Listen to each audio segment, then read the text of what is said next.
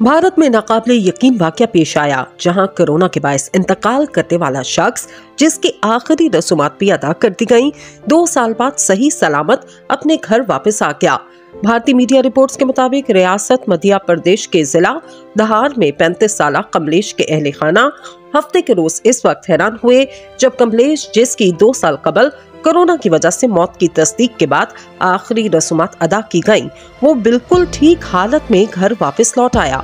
Reports के मुताबिक कमलेश को 2 साल कबल कोरोना की शदीद लहर के दौरान बीमारी के बायस गुजरात के हॉस्पिटल में दाखिल करवाया गया, जहां दौरान इलाज वो इंतकाल कर गया और डॉक्टर्स ने इसकी मौत की तस्दीक की।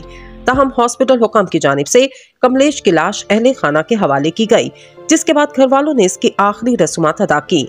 कमलेश को जिंदा देखकर घर वालों में खुशी की लहर दौड़ गई।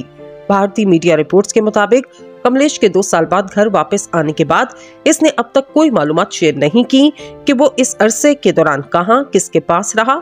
ताहम अहले खाना की जानिब से पुलिस को इत्तला कर दी गई। पुलिस का कहना है कि कमलेश के बयान के बाद ही तमाम तर सूरत हाल वाज़ेह हो सकेगी।